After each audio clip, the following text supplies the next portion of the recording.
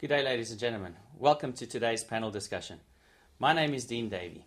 Today we'll be discussing the very interesting topic relevant to organizational behavior, namely organizational culture and values. With me today, I have Commodore Jake Moore and Roger McCartney. Gentlemen, welcome to today's discussion on organizational culture and values. Jake, if you could just give us a brief introduction to yourself. Hello, I'm Commodore Jake Moores. I've been in the Royal Navy for 34 years, commanded 3 submarines and headed up a number of other organisations within the Royal Navy. I'm currently in command of Britannia Royal Naval College in Dartmouth and the head of the Royal Naval Leadership Academy. Hello, I'm Roger McCartney. My background is 30 years in the public sector, in particular with local authorities. I've also served for 13 years with the Chartered Management Institute, which is a professional body for developing management and leadership and improving organisational performance. And I'm now in my own consultancy, which is a company called Performance Inspired Limited. Thank you, gentlemen. Organizational culture and values. I've often heard it being referred to as the soft, furry stuff that doesn't really drive performance in an organization. I'm sure you've heard the same. Roger, what are your views on organizational performance and how it's intrinsically linked to an organization's culture and values, or is it? Yes, any organisation really needs to codify, and this might be written, but it might also be something that has evolved. But it's the style of the organisation, it's the profile that it's looking to present. It's about how they want their people to behave as employees, the way that they would engage with their clients or their customers. So culture is very much something that helps the organisation to deliver what it's really tasked to do. But it's about the way that it does it and to make sure that it fits with the organisation. It doesn't sound like such a soft issue then, does it? It's a very hard issue because it's very difficult to codify. And more often than not, some of it is written because we need some form of guidance. But the rest is about how we behave, how leadership communicates certain messages, the style and the way we want people to perform. So it is probably I wouldn't call it fluffy, it's really valuable. But it is very difficult to actually define. Jake, your views on this issue? Well, I mean, culture is fundamentally important, but in the Royal Navy we call it ethos, meaning much the same sort of things. And for us, really, it's an ethos built over hundreds of years with a lot of traditions as well. And if you're going to ask people to lay down their lives for the country, which is what we might be doing in the Royal Navy, then they've got to be doing that for something. And that is what ethos is about. And it comes up with the history, it comes up with why we're doing what we're doing, and the way in which we do it. And the ethos and values that we espouse to all the young people who are joining the Royal Navy are really fundamental in what makes them tick. Fantastic. Now, how would you link a disconnect, possibly, between ethos and performance? Is that possible? Does ethos drive performance? Does culture drive performance? Does it affect it? Does it disinfect it? Culture, ethos affects performance without a doubt. If you get it right, it enhances performance. If you get it wrong, it's a niggly little worm that's eating away at people all the time and brings down the performance because they're actually worrying about other things rather than doing what they should be doing. Okay. So I guess that brings us to our case study today. An innovative company. It's been around for about 50 years.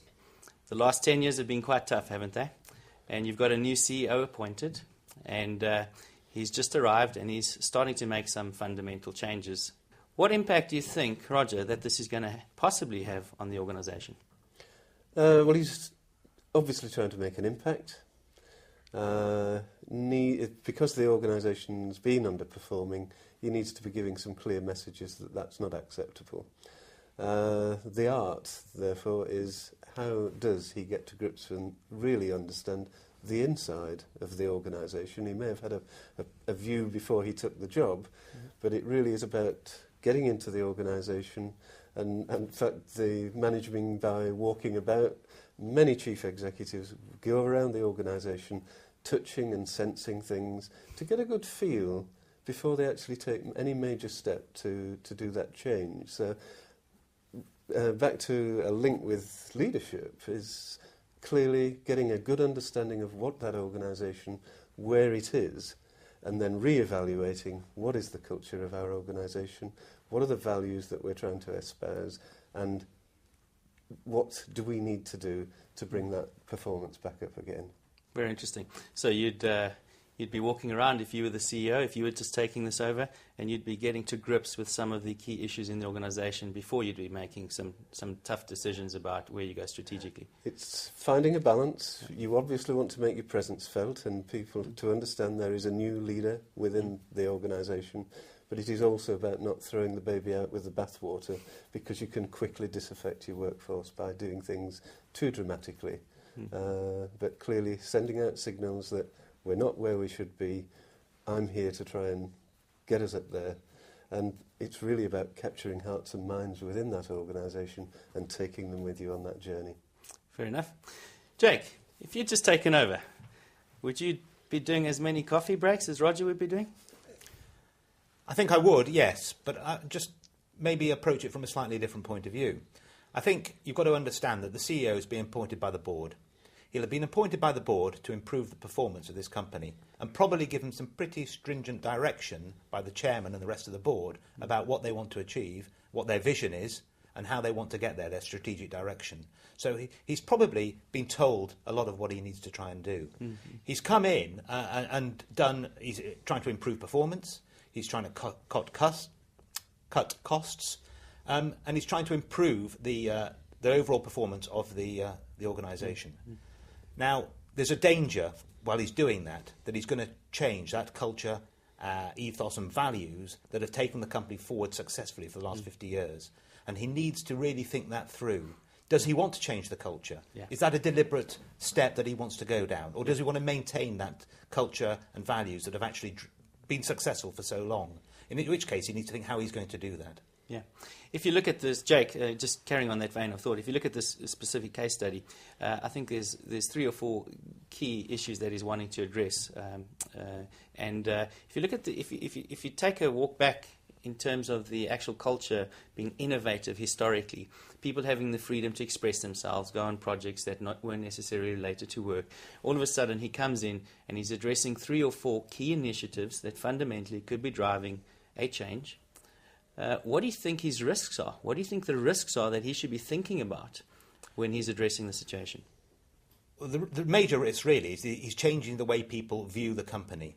The culture of the company, the values of the company must be bought into by all the stakeholders, the employees, the customers, the suppliers. Everybody that has an association with that company buys into that culture and values, and they believe in it. Now, if he wants to change that, he's got to change it for good reason, and that will affect the company enormously. In this situation, actually, I think he is making some changes, and one example of that is where he is forming teams, and when a team gets a successful product, he's taking that away and forming another team around that product to make the team that's left innovate, find new products, find new markets to take the business forward. So actually, he's reinforcing that innovative value that he's had or has been there all along. He's not been there, that's been there all along. So I think what he's doing quite cleverly is changing the performance culture, but managing to reinforce the innovative values that they've always had. That's an interesting perspective. Roger, a question to you. Do you think he's reinforcing the current culture, or do you think he's fundamentally changing it by bringing in a more performance-based culture? I think he's reinforcing the culture. He's living the values of the organisation that have existed for some time. But what he's actually doing is sharpening up the edges and beginning to use some tools that will help to achieve improved performance. Quite clearly, innovation, recruiting more innovative people with the right qualities, they're going to help to drive that agenda. So back to the culture of the organisation, really that's the guiding principle. These are the way we want people to be here. And the skill and the art is actually saying, and how many projects can we get? And we do need measures. We can think we're being more innovative, we can think we're being more successful, but at the end of the day, we do need some fundamental measures that help us to monitor that process. Okay. Interesting. So here we are. We're agreeing on the fact that he's not fundamentally changing the culture. He's driving a little bit of performance. Jake, I asked you this question a bit earlier, but if you could just give me 2 pitfalls that if you were him, that you'd look out for, what would they be? To make this sustainable and successful in this change management process he's going through. He's got to maintain the culture, maintain its values. He's got to live them. He's got to make sure that everybody in the organisation, and particularly those he recruits, understand those and buy into them. Because if he doesn't feed that in at the bottom, then it'll grow out very quickly and things will change. But he must continuously review, probably even on an annual basis, those culture and values. Are they right for where the business needs to grow into in the future? Because the market changes. There may be different areas they want to get into. So does he need to tweak them? Always reevaluate your culture and the values that you espouse. But you must live those yourself as well as the leader. And that's a very interesting statement that you've just made there, is that as the leader, you've got to live those yourself. Roger, an interesting question. What impact does the leader of an organisation have on the culture and values of that specific organisation? Well, the role of a leader is obviously to live the values of that organisation. It's to communicate the values of those and reinforce them at every opportunity. But where we're trying to bring different levels of performance, where we're trying to bring change of emphasis in certain things, it really is about communicating frequently, communicating effectively, and making sure the people that need to know we want to change, they fully understand not only the fact that we are going to change, but how we're going to change. So Grant needs to be acutely aware that his behaviour every single day will drive culture and values in this case study. Absolutely. Okay. The risk with a performance-orientated approach is how tight, how rigid, how threatening might they be to the people who are expected to deliver. And judgment really needs to be applied to how do we ramp this up. Do we go for the end game and it's all in one and it's brutal? Very risky. Is it something about looking at the pace of change that's required, getting these messages subtly built into all the communication that goes from there, and beginning to turn the workforce around and take them with you? Yeah. Jake, interesting question. Can you disconnect culture from values, or are they intrinsically linked to each other?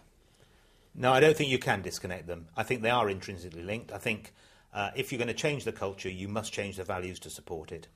And in this case, you could argue that Grant had come in and changed the culture to this performance-related culture, but had reinforced the values by stating the requirements for new recruits with the innovation in the list. I think that could be a big concern. But actually, I think he's quite cleverly just subtly changing the culture and keeping the values and the main culture of this organisation linked together. And I hope, haven't really got the evidence, that he's living that through not only communicating it, but the way he acts in his non-verbal communication around the organisation. So if you were to summarise the correct answer for this specific case study, what would your answer be? I think solution B is the one that I would have gone for. I think, as I said, culture and values are intrinsically linked. I think here Grant has come in. He needs to do something. He needs to do something about the performance. But he's nibbling away on the edges with a bit of cost-cutting, a bit of reorganisation to do that, while at the same time reinforcing the culture and values that have been successful with this company over the years. And so I think he's going in the right direction with that, maintaining the culture and values that have been successful while just changing the few of the processes and the way things are done in order to improve the performance of the company overall. Gentlemen, thank you very much. Ladies and gentlemen, that brings to end our session on organisational behaviour, specific to organisational culture and values. We hope you've enjoyed the session as much as we have.